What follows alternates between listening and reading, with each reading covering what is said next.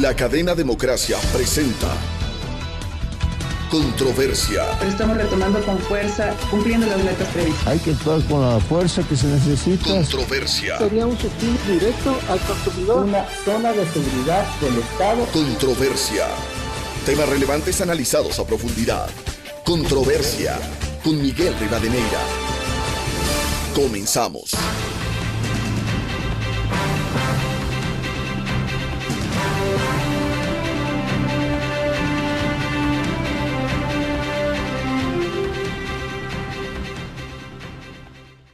Un saludo cordial a los miles de seguidores del programa Controversia en Escena. Hoy queremos dar espacio a un tema que debiera ser de interés del país, porque está en juego más de 900 millones de dólares del seguro policial, donde están involucradas más de 80,000 familias, y esto está en la justicia. Lastimosamente, lo deseable es que avance mucho más rápido estas presuntas y graves irregularidades en las inversiones, cuando se ha mencionado algunos inversionistas como el señor Cherres, que hoy está prófugo de la justicia de los Estados Unidos de América, que no ha respondido pese a la serie de ofrecimientos mediáticos que hizo en su momento. En sus inversiones, los procesos de investigación en marcha y cómo recuperar los recursos, algo fundamental. Antes de empezar con nuestros tres invitados, a quienes quiero dar la cordial bienvenida, al coronel Renato González, director general del ISPOL, la doctora María Laura Patiño, analista económica e investigadora académica de mercados financieros, y el doctor Hugo Espín, penalista y jurista especialista en temas policiales. Quisiera señalar lo que hubo esta semana, al menos uno de tantos eventos.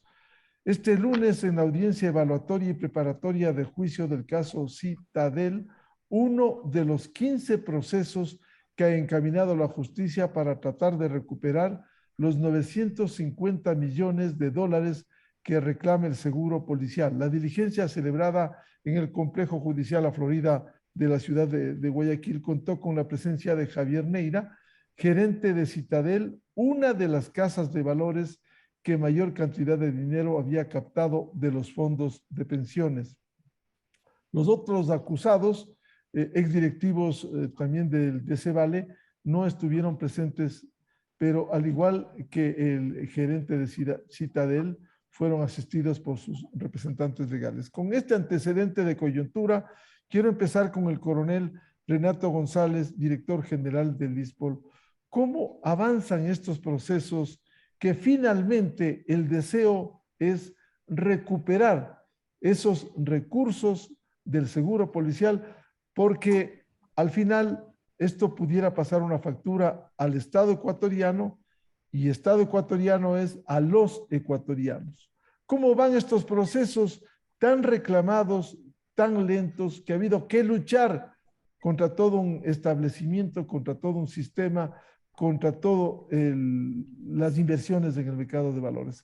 Coronel Renato González, muy buen día. Buen día, licenciado. Un saludo cordial a la doctora María Laura Patiño y al doctor Hugo Espín, connotados profesionales que los conozco. Efectivamente, para la teleaudiencia, los procesos judiciales van avanzando paulatinamente. Quisiéramos que sean mucho más ágiles, pero también estamos conscientes de toda esta traba burocrática y técnica jurídica que tiene nuestro sistema procesal penal.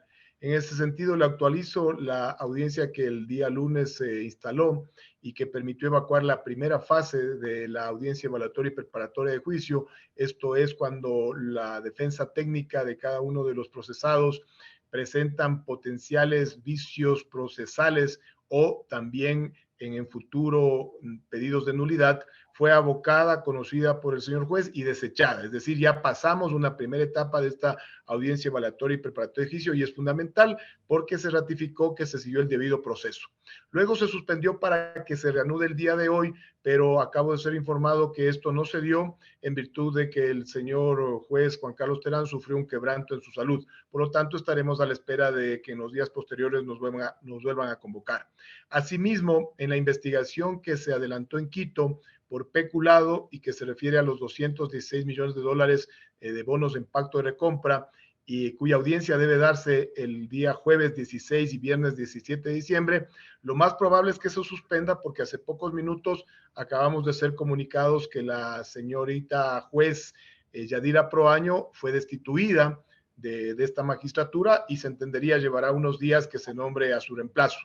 Y así se van dando estos recovecos judiciales que nosotros estábamos preparados. Recuerden que varias veces les hemos dicho, esto va a ser una lucha larga y tortuosa, pero hay que darla, hay que seguir avanzando. Esperemos que no se cambie la fecha del 10 de enero para la audiencia evaluatoria y preparatoria y a juicio en la investigación por Decevale, que se dará en Guayaquil, y a la postre que se sigan avanzando las otras investigaciones. Pero a la luz de los últimos acontecimientos, de la publicidad que se ha dado a temas muy puntuales que se encuentran en la asistencia penal internacional, nosotros ya hacemos un nuevo llamado a la Fiscalía General del Estado. Consideramos que es el momento oportuno para que se abra una investigación por delincuencia organizada. Hemos visto ya círculos cercanos del doctor José Serrano involucrados en recepción de dineros de las cuentas de Cherres. Hace pocos días, con mucho dolor, les soy sincero, con apesadumbrado inclusive en la parte personal por la imagen que yo tengo del economista Mauricio Pozo, vi que ha recibido también transferencias por $125,000, que per se no es tan mal. Más bien lo malo fue la respuesta que él dio diciendo: yo fui ministro el 2003 y el 2020 y lo que he hecho en mi ámbito privado no es de escrutinio público. Eso a mí me pareció fatal, porque una persona que se ha desempeñado 2 veces en tan altas magistraturas y que no tiene nada que ocultar, puede abrirse de brazos abiertos, ¿no? Pero eso ya corresponderá al economista darnos las explicaciones, si a bien tuviera, y si no, serán las investigaciones que determinen si el cobro de esos valores corresponde a un negocio lícito, que puede ser, pero que tiene que ser explicado. Pero aparte de eso, la comparecencia de varias autoridades al juicio político al superintendente de compañías, valores y seguros, que hoy tiene que dirimirse y que más que seguro deberá ser destituido, permitió encontrar otras aristas. La señora Suad Mansur, ex superintendente de compañías, valores y seguros, con fecha y con oficios, dijo que el 24 de junio del 2016 ya alertó al superintendente de bancos, Cristian Cruz, sobre los fideicomisos que realmente son préstamos disfrazados de inversiones. Y las novedades no quedan ahí. Los chats recientemente revelados entre Luzuriaga, con Eduardo Borja Camacho y con el propio Cherres, nos hablan lo que nosotros dijimos en su momento. Esto no podía hacerse sin conocimiento de las calles García Moreno y Benalcázar, y ahí consta que ante un pedido de la Super de Bancos en el 2016 sobre la operación SWAT, Cherres le ofrece hablar directamente con el ministro de Interior. Se entiende José Serrano, que a la fecha era ministro de Interior. Pero luego, días posteriores, Luzuriaga dice que va a haber una reunión en presidencia para que el superintendente de bancos deje de joder. Y discúlpeme el término, eso es lo que sucedió. Dejaron de joder, pero nos terminaron jodiendo al patrimonio del ISPA. Pero aquí hay responsabilidades, no puede pasarse por alto. Y cada vez que se exhiben cheques, pagos, transferencias, uno ve el involucramiento, coronel Renato González, de altísimas esferas de la política. Uno no puede entender que ex legisladores, llegando al nivel de la presidencia de la República, que aquí se haya tapado estos sagrados recursos del seguro policial y, en segundo lugar, haya impunidad y se esquive el cuerpo, como es el caso del exministro José Serrano, cuando hay cheques que se han evidenciado para quien fue su cercana colaboradora.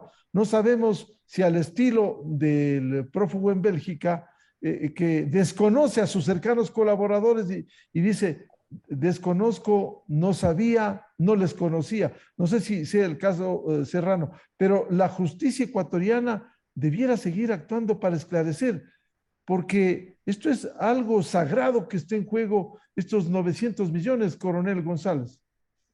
No solo la justicia ecuatoriana, porque créanme que con la justicia ecuatoriana tenemos serios reparos y, como he manifestado varias veces, hay que dormir con un ojo abierto. pero también la justicia norteamericana, y eso es lo importante. Este tipo de delincuentes de cuello blanco le tienen mucho temor a la justicia norteamericana porque saben de la seriedad y de los alcances que tienen todo el sistema procesal penal norteamericano.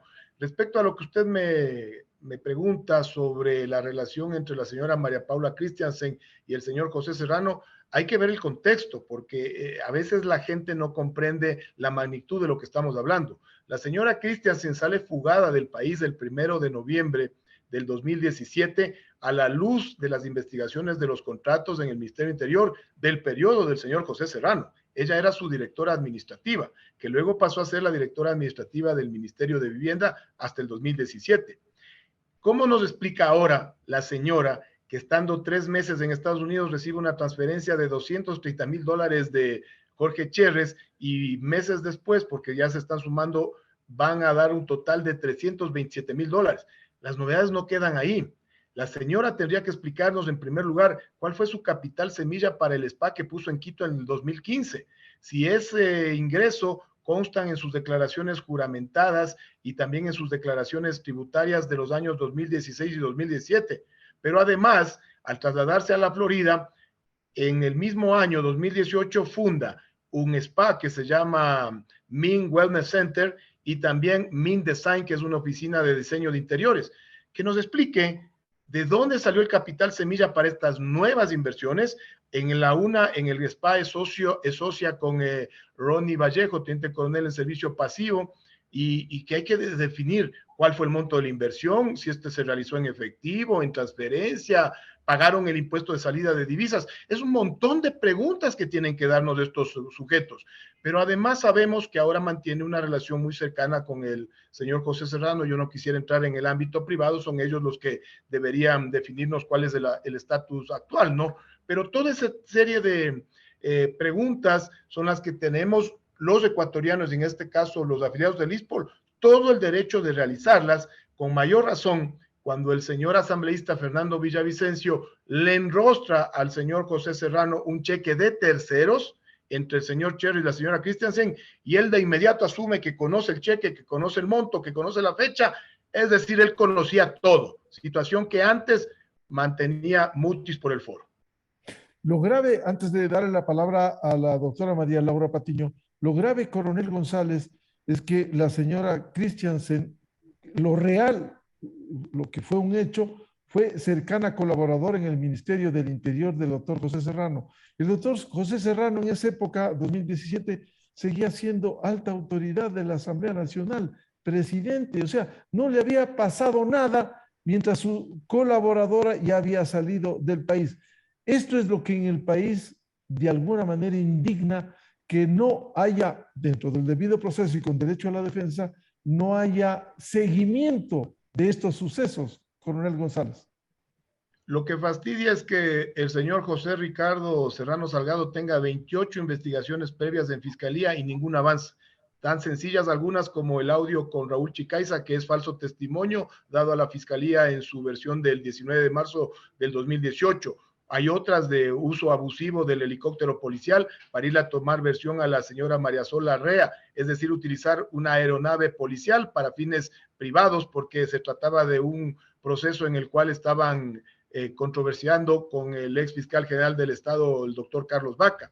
Toda esa serie de hechos que van generando impunidad se constituyen en un pésimo precedente para lo que ahora vivimos. Yo le agradezco que le hayan invitado a la doctora María Laura Patiño, porque ella fue una de las primeras contendoras de Jorge Cherres en esa versión muy dicharachera, muy ostentosa, que tenía al principio decir que esto es algo tan técnico y que 17 millones de ecuatorianos no entendíamos nada, solo él, porque él era el único que manejaba inversiones y que tenía un prestigio nacional e internacional. Fue la doctora Patiño quien en varias entrevistas empezó a cuestionarle, y luego cuando el tipo ya se vio sobrepasado, lo que ha hecho es salir de escena mediática, y hasta ahora vemos que ni los abogados ya aparecen, ¿no? Entonces eso es lo importante de resaltar, que sí hay personas muy relacionadas con esta lucha ética. Bienvenida precisamente a la doctora María Laura Patiño, analista económica e investigadora académica de mercados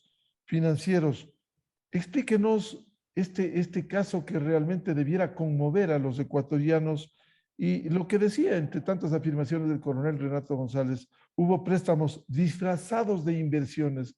¿Cuánto se tomó el pelo en el mercado de valores con este caso, el señor Cherres y compañía? Muy buen día, doctora Patiño.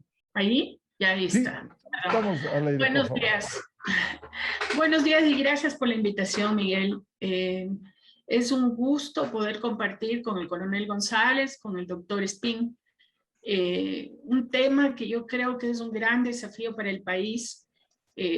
Me parece que es un desafío mucho más importante en un momento donde se está hablando de la necesidad de invitar a nuevos inversionistas, de inversionistas limpios, puros, que apoyen todo este proceso de crecimiento económico. Y yo me imagino, y no me imagino, estoy segura de que estos inversionistas lo primero que van a mirar es las dimensiones claves que necesitan ser abordadas para darles algún tipo de garantía y de seguridad respecto a las inversiones. Y cuando encuentran que una entidad tan respetable como es la Policía Nacional, a través de su fondo de seguro complementario, ha tenido estos desfases y estos problemas tan serios donde se está afectando el interés y los recursos y el ahorro de policías de muchos años y con todo el riesgo que corren, es evidente que los inversionistas primero van a pedir del Estado ecuatoriano que no solo que se trate apropiadamente a este caso en la dimensión judicial, que es la que acaba de comentar el coronel González, sino que definitivamente se ofrezca a cualquier inversionista que venga al país una estructura apropiada de leyes, de instituciones, que le dé ciertas garantías de que sus inversiones van a ser bien tratadas y que no se va a abusar de ellos. Toda la experiencia que está teniendo la Expol nos está dando un panorama muy completo de cómo ha estado funcionando el mercado financiero y el mercado de valores del Ecuador. Es una cosa sumamente preocupante. Es preocupante lo que se ha visto desde el punto de vista de las debilidades de personas e instituciones. Es preocupante ver la cantidad de manipulación que ha habido en la normativa, en las leyes, en las regulaciones, en los reglamentos, encaminada fundamentalmente a viabilizar este tipo de transacciones. Y es mucho más preocupante todavía que la justicia no adopte las decisiones correctas oportunamente para resarcir daños y perjuicios ocasionados, en este caso a la Expol, pero que puede ser ocasionado a cualquier participante de los mercados de valores. En el caso de la Expol está mostrando incluso muchos casos donde hay mucha otra gente perjudicada, el tema de las facturas comerciales, de las facturas comerciales ficticias, etcétera, afecta no solo a la Expol, afecta a muchos bancos, instituciones financieras, inversionistas que han ido a los mercados de valores asumiendo que ahí tenían algún tipo de opción segura, transparente, cierta, sino que está también afectando, yo llamo frustra muchísimo a los ecuatorianos, a los ciudadanos ecuatorianos que queremos ver caminar nuestro país, nuestra economía, que queremos tener espacios donde se pueda producir, donde se pueda invertir con tranquilidad. Yo no sé si es posible con una situación como la que está viviendo la Expol sin resolverse apropiadamente, que la gente se sienta tranquila de trabajar y de invertir. Y ahí es donde yo creo que está el mayor reto para el país. Entonces, tomar decisiones desde el punto de vista de la dimensión estructural, asegurarse que las leyes sean buenas, asegurarse que se promueva la transparencia y no la opacidad como ha venido pasando, asegurar que las instituciones sean regidas, manejadas por funcionarios apropiados, idóneos técnica y moralmente, como acaba de mencionar el coronel. Y también asegurarse ya que el momento que se implemente también se escojan las personas correctas. Yo entiendo que en ese sentido la Expol con las acciones que ha iniciado contra funcionarios que fueron parte de las administraciones anteriores está tomando medidas justamente porque la gente que se ha encargado de la negociación e implementación de las transacciones tampoco es que ha sido la más idónea y tampoco ha estado preparada suficientemente, pero también tampoco ha tenido acceso a la información apropiada, y esto es en buena medida parte del problema estructural. Ahora viene la parte de resarcimiento de daños y perjuicios. Y desde esa perspectiva viene en cambio un gran reto para la misma ISPOL, que debería ser apoyado por el Estado ecuatoriano abierta y directamente, porque no es un problema solo de la ISPOL, un problema que se ve que es sistémico, es un tema que afecta a todo el sistema. Entonces, cuando me hablan a mí por un lado de que están promoviendo la inversión, que por otro lado tenemos este tema de la ISPOL que está todavía ahí y que demasiadas agentes que aparentemente representan a diferentes grupos que tienen conflictos de interés en este tema o que tienen interés en que no se lo trate, se oponen a que se hagan las reformas institucionales que se necesitan y que se las haga con la gente apropiada. A mí me preocupa muchísimo qué tanto de este mensaje de que atraigo inversiones es correcto, es de fondo, si no se resuelve un tema que es evidentemente sistémico como el caso del ISPOL. ¿Qué tantos incentivos correctos vamos a promover para atraer inversiones o vamos a promover este tipo de perversiones, podríamos decir, para que quienes vengan sepan que aquí se depende mucho del tráfico de influencias, de la influencia política y eventualmente del chantaje o de los sobornos? Eso no creo que puede ser un espacio donde se pueda construir instituciones sólidas hacia futuro. Doctora María Laura Patiño, ¿cómo lograr precisamente lo que usted señala, inversiones seguras frente a la debilidad de las instituciones, los organismos de control?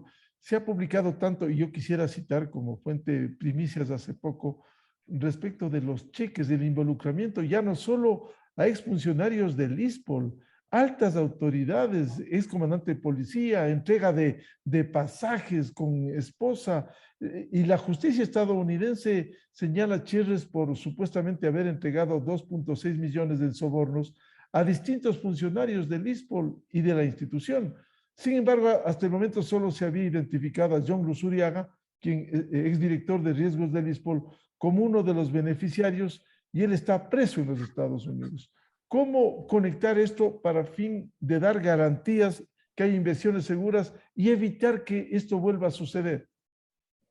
Justamente ahí viene el rol de la dimensión de justicia en el Ecuador, que es la tercera dimensión importante para este tema.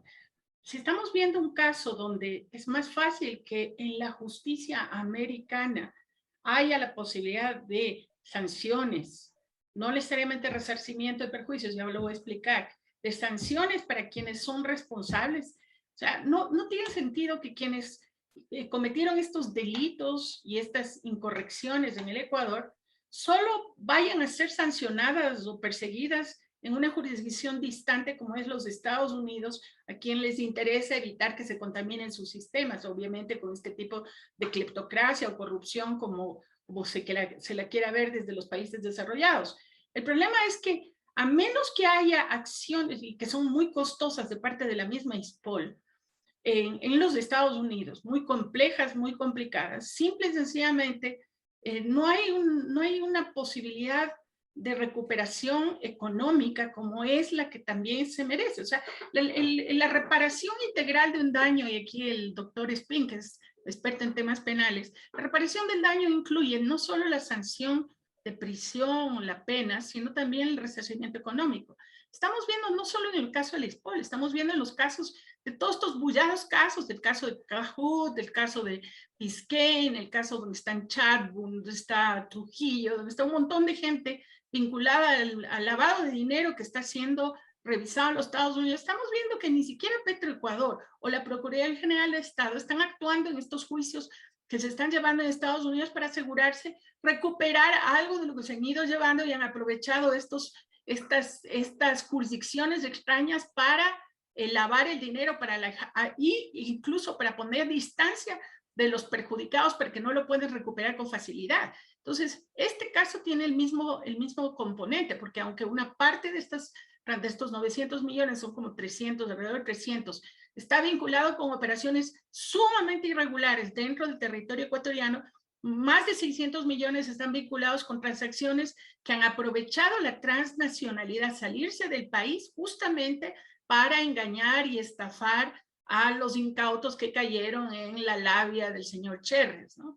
Entonces, si no encontramos una reacción apropiada de nuestras autoridades ecuatorianas, y aquí hablo de la dimensión de justicia, la fiscalía, con toda esta información de la cooperación internacional, que entiendo incluye muchos cuerpos de cheques. Entiendo que los cheques que han ido saliendo son apenas una parte. Entiendo que son muchísimos cuerpos de cheques que tendrán que ser revisados por la Fiscalía y no tengo idea cuántas personas estarán en la lista de cheques que ha pagado el señor Cherres. Si no hay una investigación a fondo, vamos a tener serios problemas de credibilidad en la propia justicia ecuatoriana, por un lado. Y por otro lado viene el tema de las actuaciones de las mismas autoridades. Usted acaba de mencionar la Contraloría, las superintendencias, tanto la de bancos como de compañías. Vamos a ver qué pasa hoy día en el juicio político entre el superintendente de compañías, que evidentemente hay una cantidad de cosas que han ido saliendo y no durante el juicio político, han venido saliendo durante un año. Se ha venido evidenciando que las autoridades de control, de supervisión y de control tuvieron información en varios momentos sobre el caso de Delcor, de Cuadrán, el caso de los bonos y de Decevale. Había montones de informaciones, pero las autoridades no actuaron. Ese es un tema. Y el otro tema es, estamos viendo que aquí se empiezan a mover las cosas de un lado a otro al vaivén del interés político, no al vaivén del ejercicio pleno de una administración pública que haga las cosas correctamente todo el tiempo. Entonces, no es posible. Necesitamos una justicia que empiece a funcionar. Y eso empieza por hacer una buena depuración de quiénes son estos funcionarios públicos, sea los que ejercen cargos administrativos o los que van a actuar como jueces, como fiscales. Es indispensable que eso se haga. Entonces, sin esa depuración, sin asegurar que las personas que ejercen esos cargos públicos no cumplen los más altos niveles de idoneidad técnica y moral, es sumamente difícil creer que vamos a salir de los problemas muy serios que está viviendo el país en todas las dimensiones. Entonces, ahí es donde este caso del ISPOL se convierte, por un lado, en un desafío, pero por otro lado, en una oportunidad para que se adopten las políticas públicas, se cambien las autoridades, se saque la regulación, se vea que la justicia va a adoptar las decisiones correctas. O sea, tenemos a la policía involucrada directamente en este caso. Y si la justicia no funciona para la policía, ¿quién puede esperar? El común de los mortales. ¿Podemos esperar realmente que sean las leyes las que nos rijan a todos, o las leyes los rigen solo a unos pocos? Ese es uno de los temas más de fondo y que nos pone a nosotros al frente de este caso. Bienvenido al doctor Hugo Espín, jurista, especialista en temas policiales.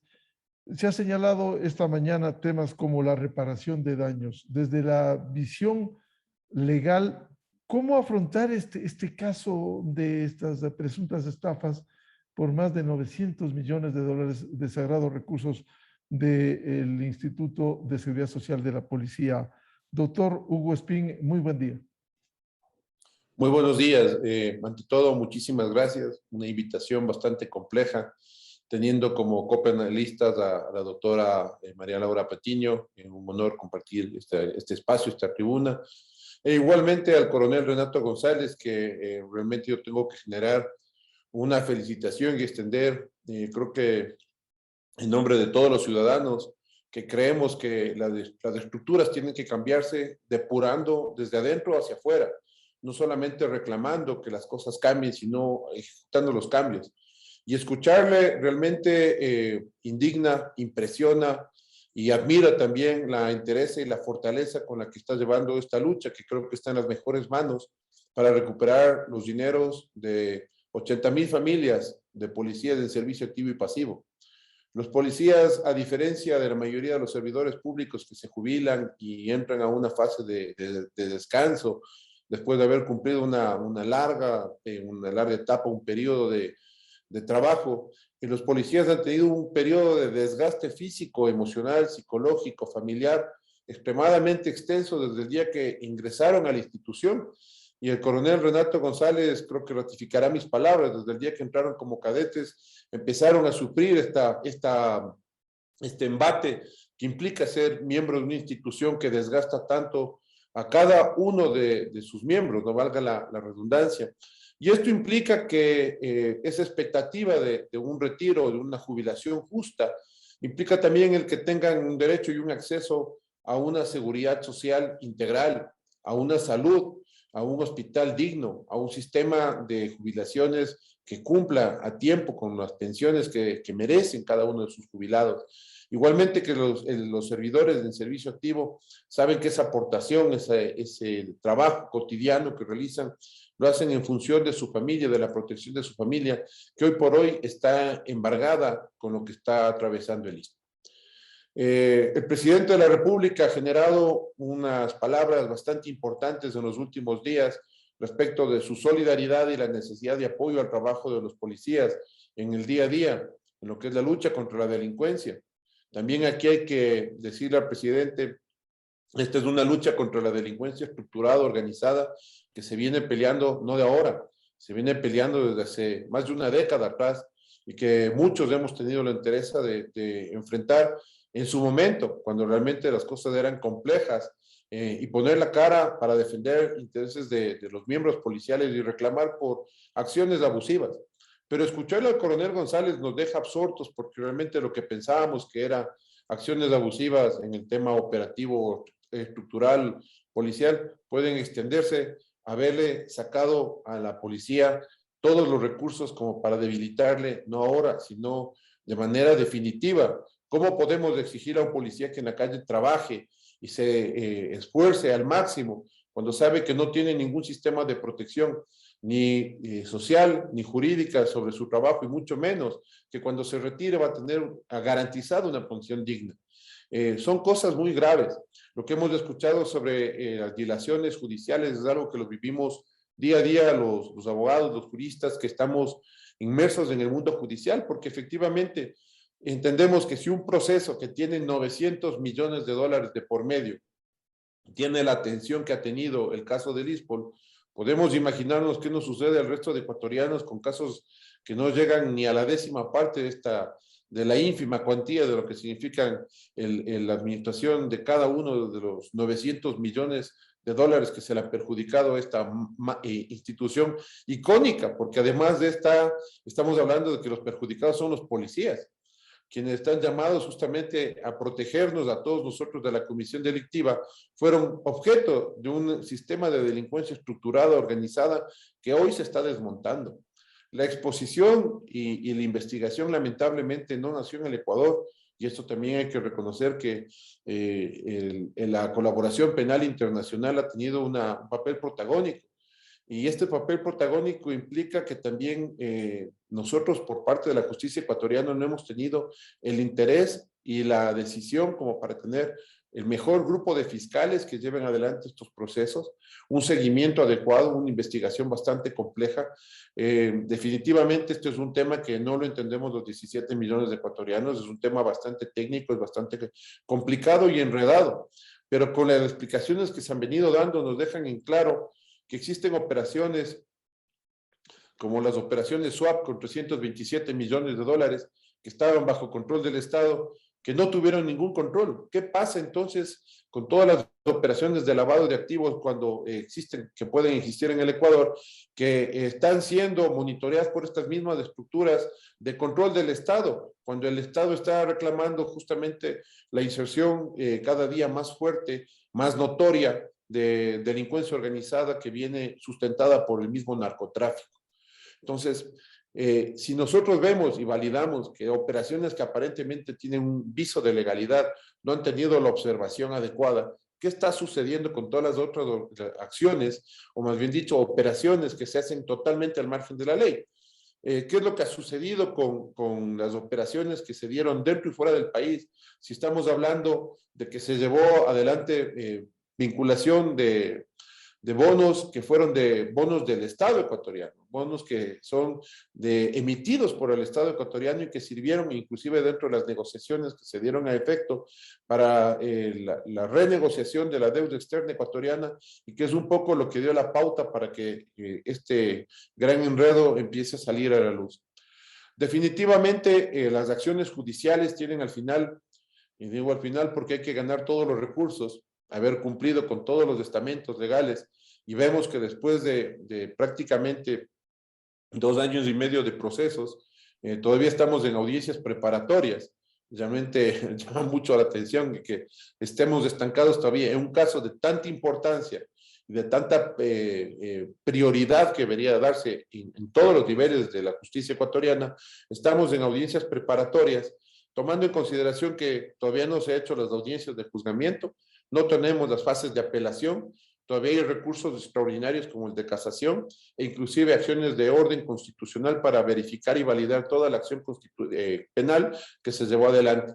Esto implica años todavía de pendientes de un arduo trabajo que se está desarrollando, pero que una vez que todo esto esté en firme, recién se podrá ir por la reparación integral.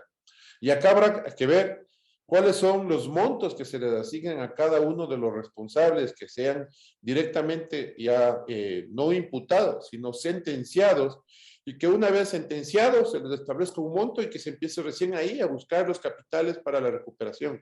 Es decir, esto debería asustarnos a todos, porque si esto le pasa al ISPOL, significa que el ISPOL puede quedar desfinanciado para el pago de pensiones por falta de flujos en un plazo relativamente corto.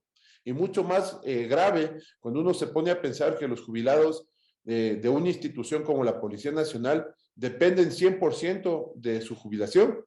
Muchos de ellos dedicaron toda su vida exclusivamente a ser policías. Y cuando se jubilan, ¿sí?, las actividades laborales ya no son como las de un abogado que se jubila del Ministerio de Trabajo y que puede seguir ejerciendo como abogado el resto de su vida productiva útil. El policía cumple su función como miembro de la institución policial y su capacitación, toda su dedicación, todo su proceso de formación se termina ahí porque deja de ser un miembro del sector público para ejercer la seguridad pública para la que fue capacitado. Tan grave es el tema del sistema de seguridad social de la policía, que no debería ser solamente materia de preocupación de los uniformados, sino de todas las personas que estamos inmersos dentro de una sociedad que dependemos del buen trabajo de la institución policial. Yo termino simplemente manifestando mi solidaridad con todo el trabajo que vienen desempeñando. Es admirable realmente todo el despliegue físico, emocional, técnico, jurídico, financiero que ha tenido que llevar adelante el ISPOL con su titular, que creo que el día de hoy el coronel Renato González nos ha dado una clara muestra del nivel de entereza que se necesita para defender los dineros de todos los policías, pero también son dineros de todos los ecuatorianos. No nos olvidemos que la aportación que hace el Estado se financia con los demás ingresos de todos los ecuatorianos. Esto le pasó hoy día al ISPOL. ¿A cuántas otras instituciones les pasó algo similar? ¿En cuántas otras instituciones metieron la mano y hasta el día de hoy se genera impunidad? ¿Cómo podemos ofrecer nosotros entonces seguridad jurídica si las instituciones que son las llamadas a llevar el control de la seguridad son las primeras afectadas por esta inseguridad que está viviendo hoy día el Ecuador? Yo le hago un llamado al presidente justamente para que la misma prioridad que se le da a la seguridad o al apoyo de los miembros policiales del servicio activo en su trabajo operativo, también se lo haga en el apoyo de la defensa de sus intereses en lo que es la seguridad social y lo que significará en algún momento también la defensa de los miembros policiales que entran al servicio pasivo. Esta defensa que cita el doctor Hugo Espín es importante, coronel Renato González, a sabiendas de la dimensión de este caso, porque cada vez que vemos publicaciones, documentos, copias de cheques, nos alarma el nivel de compenetración de los más altos estamentos del país. Yo quiero citar, como siempre, la fuente en primicias. La semana anterior se daba cuenta de cómo no solo el gerente de Casa de Valores Citadel, ya disuelta y en proceso en Guayaquil judicial, se recibieron cheques, incluso su padre, un político del Partido Social Cristiano, se mencionó, Javier Neira Menéndez, $418,616, uno de los cheques. ¿Esto es así, coronel González? Sí, efectivamente, así es, licenciado, y yo rescato lo que manifiesta el doctor Espín. Este caso, que lo manifestamos desde un inicio, es un claro ejemplo de crimen organizado, político, económico, transnacional. Siempre hemos puesto el componente político en el centro. Si no capta el apoyo, el interés y el compromiso de toda la clase política, no solamente del sector ejecutivo, sino de toda la clase política, que dicho sea de paso, varios de los involucrados tienen nexos con toda la gama de política que se da en este país, así de sencillo. Si no tenemos ese apoyo, va a ser muy difícil que lleguemos a una recuperación. Nosotros también, cuando ya nos percatamos de la magnitud del caso ISPOL, hemos dicho algunas cosas que parece que pasan desapercibidas, como el hecho de que es muy pretencioso pensar que el tercer fondo previsional haya sido el único blanco de semejante estructura organizada y no se haya fijado en el IES y en el ISFA. Ojalá que yo me equivoque, pero mucho me temo que esas dos grandes instituciones, y súmele el resto de 80 fondos complementarios que existen en el país, estén en la fase de la negación, tal cual el ISPOL en el 2019, cuando pensábamos que todo estaba maravilloso.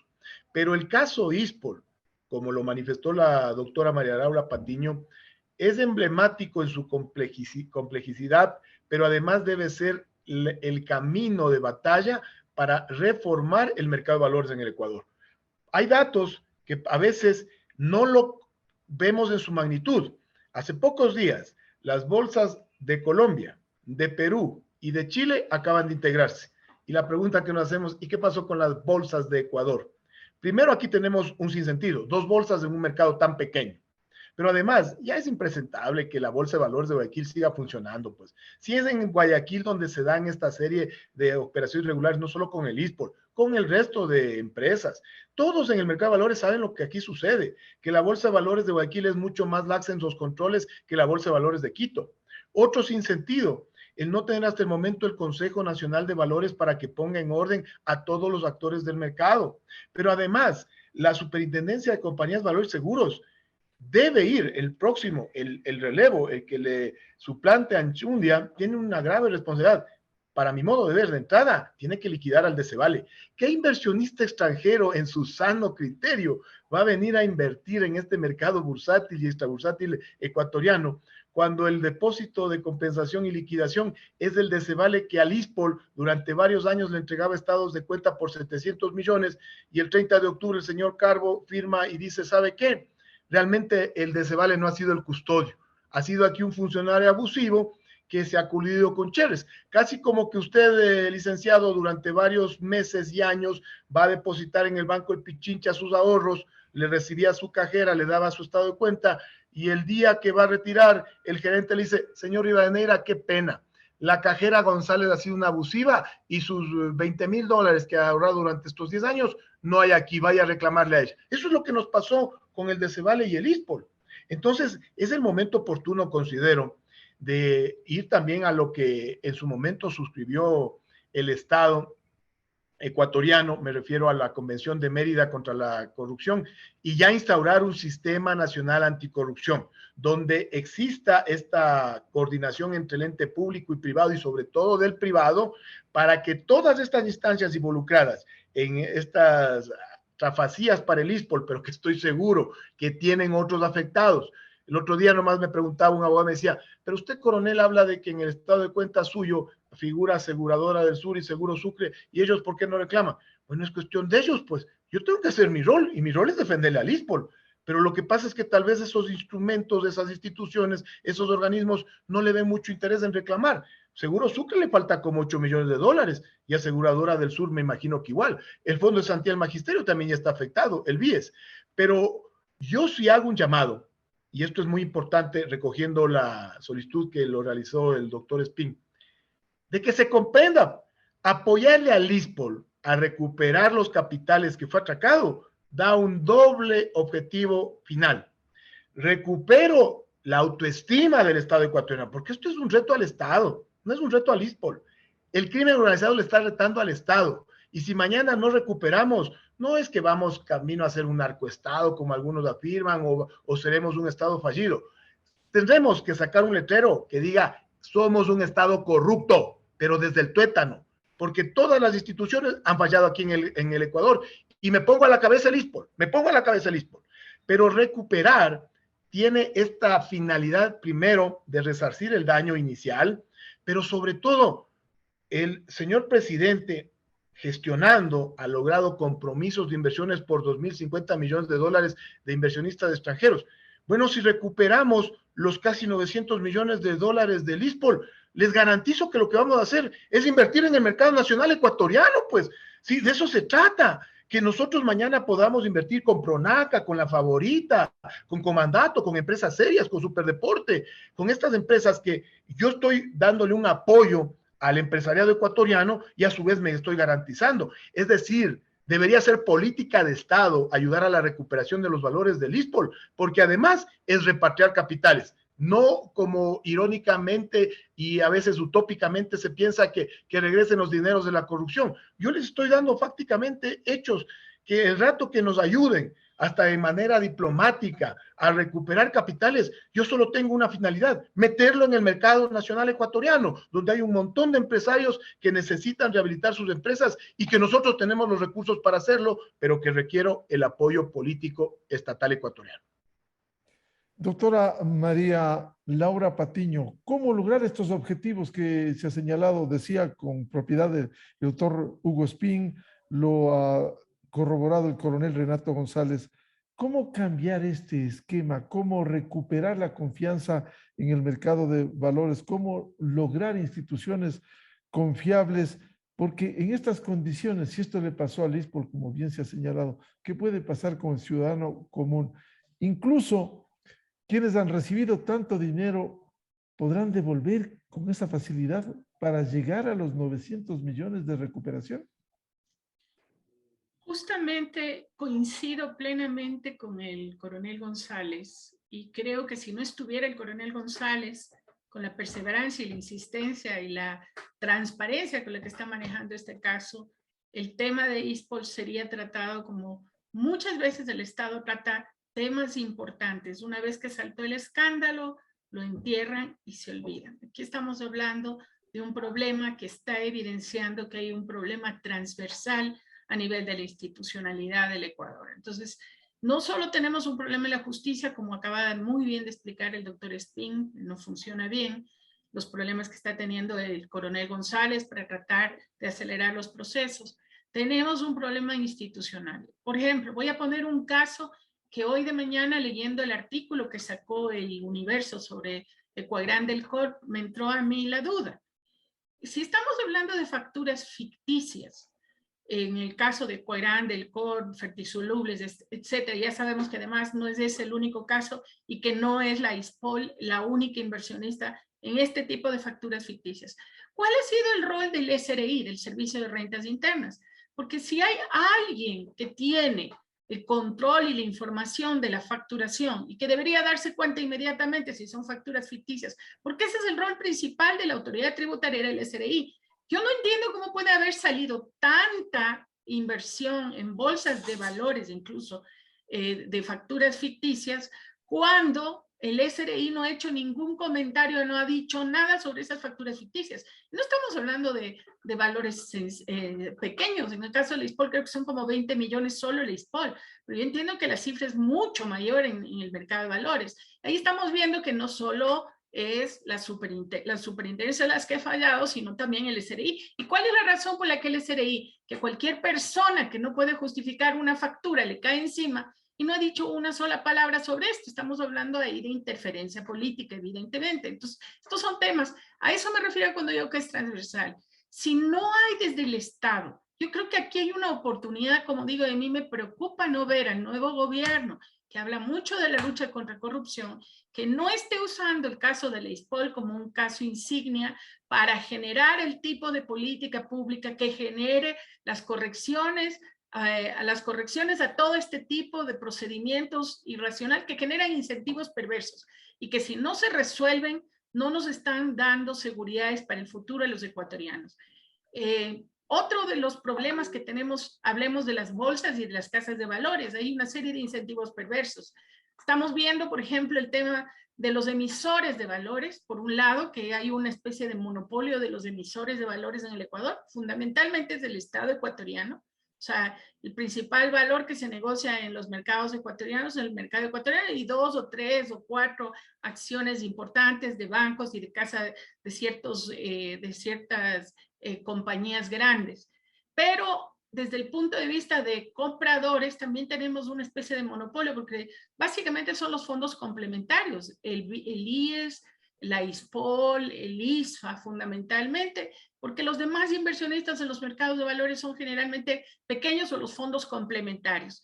Entonces, de una u otra manera, un mercado de valores que tiene casi cooptado tanto a los emisores como a los compradores, debería pensarse que la normativa, la regulación debería apuntar a darles garantías, por un lado, a los inversionistas de que su plata va a ser bien manejada, y por otra parte, a enfocarse claramente en la calidad de las inversiones, de las emisiones que se hacen. Y eso es un rol de la superintendencia de compañías, pero también de las casas de valores y de las bolsas de valores. Las bolsas de valores dañan, como dice el coronel González, con toda la razón. ¿Cómo es posible creer que la gente va a ir al mercado de valores con lo que le ha pasado a la ISPOL si no vemos que las bolsas de valores tomen el toro por los cuernos? ¿Quiénes deberían ser los que exijan esas modificaciones de políticas públicas que transformen las normas, las leyes, las estructuras, las autoridades de control para que haya la rendición de cuentas y el castigo apropiado cuando alguien lo incumpla? Tiene que ser básicamente las casas de valores, las bolsas de valores, los primeros interesados en hacerlo. Yo no he visto una propuesta desde las bolsas y de las casas, algo concreto. Más allá de esta discusión que hay permanente de qué es la bolsa de Quito, la bolsa de Guayaquil, las dos bolsas, que no debería haber más que una, etcétera. No sé hoy que se debe crear el Consejo de Valores. En este momento se dividió a la Junta de Política Monetaria y Financiera, que es la que sacó buena parte de esta normativa que no ha servido para nada. Se la dividió en dos juntas, la monetaria y la financiera. Se supone que la Junta Financiera legalmente en este momento es la que debería sacar la normativa para corregir. ¿Qué está pasando ahí? ¿Quién está pidiéndole ese tipo de acciones, ese tipo de decisiones a estas dos juntas, sobre todo a la Junta Financiera? Tenemos una autoridad que esté liderando.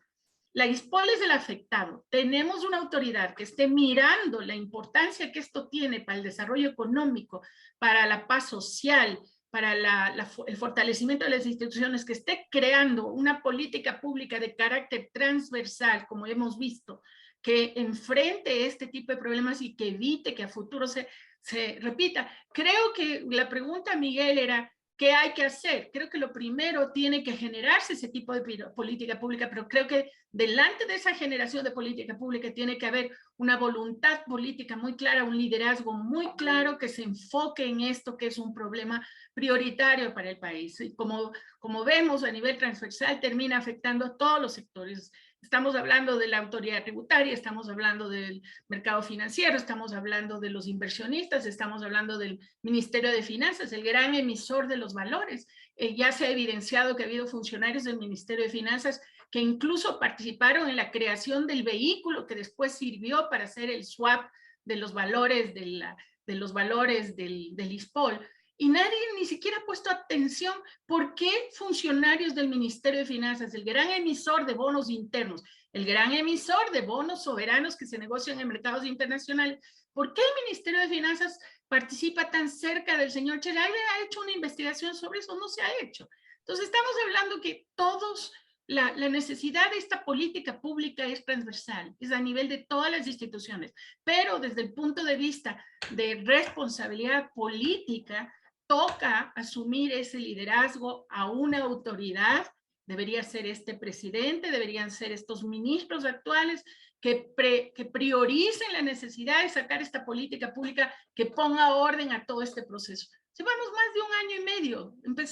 Todo el tema empezó a hacerse público hace un año y medio. En realidad el problema comienza en el 2019, es cierto, pero ya es un año y medio que el tema es público, que es un escándalo casi cada semana, que sale algún elemento adicional, que salta alguna información adicional, que evidencia que este es un problema de carácter nacional. Por ende, la respuesta y la solución debe ser de carácter nacional, desde la perspectiva de política pública que enfoque a reformas legales, a cambio de instituciones, a cambio de funcionarios, a hacer que los funcionarios que hayan incumplido rindan cuentas. Eso es lo que estamos esperando. Si no, lamentablemente no creo que va a haber solución, a menos que haya ese tipo de liderazgo. Doctora María Laura Patiño, siendo importante el fortalecimiento de todas las instituciones, usted ha mencionado varias, se podría incluir la UAFE para que determine cómo se hicieron estas inversiones, si eran lícitos el manejo de estos recursos. pero en la práctica, usted como experta e investigadora de mercados financieros, ¿será factible, ojalá se logre recuperar la mayor cantidad de recursos, será factible recuperar estas inmensas inversiones del seguro policial de más de 900 millones de dólares? Creo que siempre es factible. No sé si sea factible recuperar el 100%. Alguien va a tener que resarcir daños y perjuicios ahí a la ISPOL, porque es altamente probable que muchos de esos recursos ya no sean recuperables. Esa es la razón por la que se siguen acciones, no solo para recuperar lo robado, sino también para que se le pague daños y perjuicios. Lamentablemente tengo la impresión que la ISPOL tiene más posibilidades de recuperar económicamente fuera del Ecuador con acciones apropiadas y con apoyo de autoridades fuera del Ecuador que dentro del Ecuador. Dentro del Ecuador estamos viendo, podríamos decir, un proceso muy opaco de manejo institucional, a menos que muchos de esos recursos se hayan movido a través de instituciones financieras del Ecuador, bancos que están obligados a mantener esa información por la ley, no podrían ocultar esa información, pero para que esos bancos, porque es imposible que estos recursos, la cantidad de estos recursos se hayan movido fuera del sistema bancario. Eso es uno de los temas principales. Es una de las razones por las que la UAFI, que usted acaba de mencionar muy bien, y la misma Superintendencia de Bancos tenían que haber intervenido oportunamente. Pues estamos hablando en el caso de los recursos invertidos en el Ecuador, 300 millones. 300 millones en una economía como la ecuatoriana es llamativo. Entonces, si las autoridades vieron moverse esos 300 millones, por ejemplo, el caso de las facturas comerciales, como digo, hasta el SRI debe haber tenido información.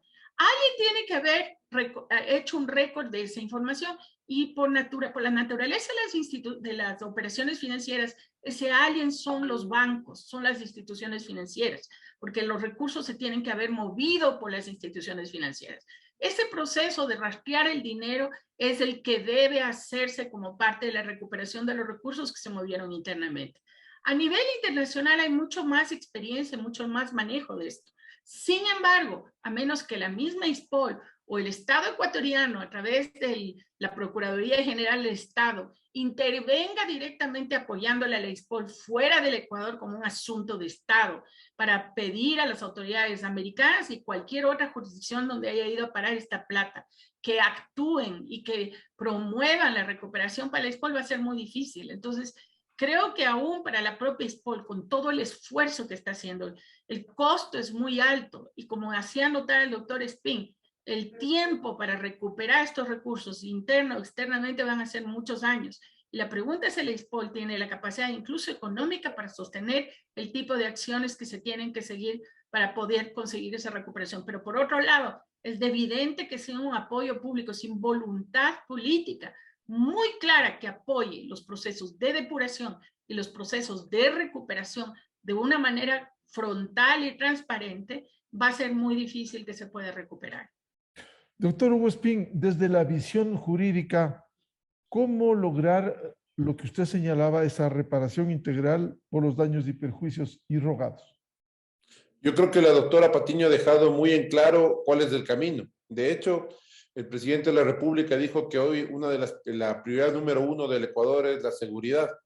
Y parte de esta seguridad es proteger a quienes están al frente de llevar adelante la pelea por la seguridad del Ecuador. Hay que tener en consideración que las cuentas los fondos que se llevaron a la seguridad social de la Policía Nacional se reflejan en un desgaste de los servicios que reciben miles de policías, de los policías que se afectan todos los días por el trabajo cotidiano y que no pueden llegar a un hospital digno con las condiciones mínimas que hoy reflejan quejas por parte de sus usuarios y por parte de los mismos médicos que ahí trabajan por la falta de insumos. De la misma manera que hay que tomar en consideración que estos fondos de los que se está hablando están golpeando el retiro de invalidez, los fondos que están fijados para la muerte de los pensionistas, de los fondos de enfermedad y maternidad y otros fondos de los cuales se nutre el Instituto de Seguridad Social de la Policía Nacional, que tienen que tener una prioridad número 1. Efectivamente, la única forma en la que exista una persecución a nivel internacional de acciones delictivas, de delincuencia internacional, es con la solicitud de que la Procuraduría General del Estado entre a liderar los procesos que se lleven adelante fuera del país.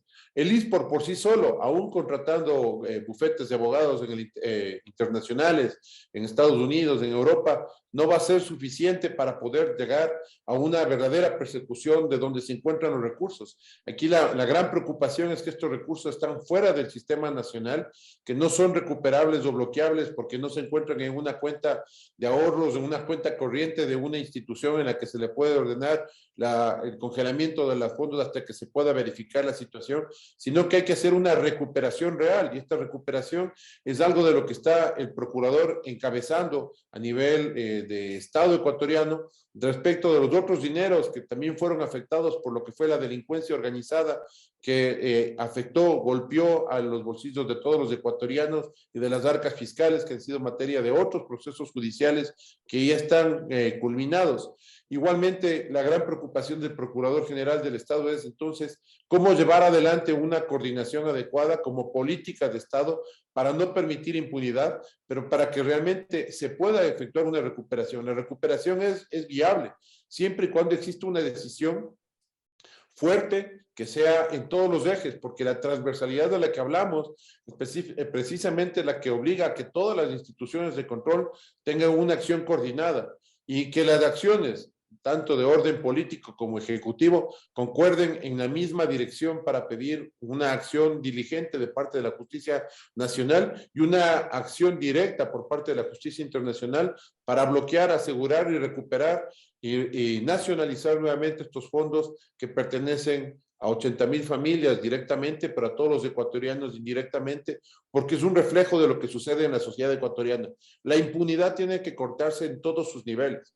No puede haber ninguna forma de abuso que quede pendiente de ser sometida al juzgamiento en área administrativa o judicial, y tiene que haber una acción directa y decidida por parte del Estado para que esto sea efectivo.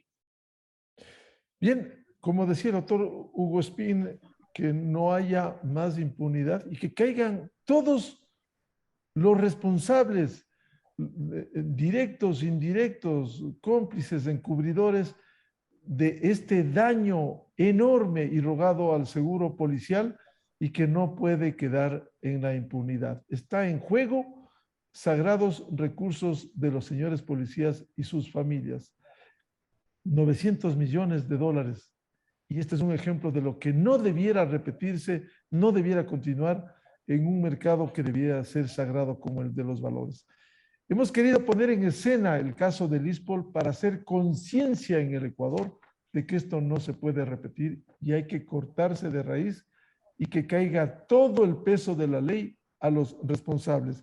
Quiero agradecer por analizar la situación del ISPOL y los daños irrogados en sus inversiones al coronel Renato González, director general del ISPOL, que permanentemente está dando la cara para afrontar esta situación, la doctora María Laura Patiño, analista económica e investigadora académica de mercados financieros, y el doctor Hugo Espín, jurista, especialista en temas policiales. Muchas gracias por el aporte y el país debe seguir pendiente de este tema. Muy amables, muy buen día.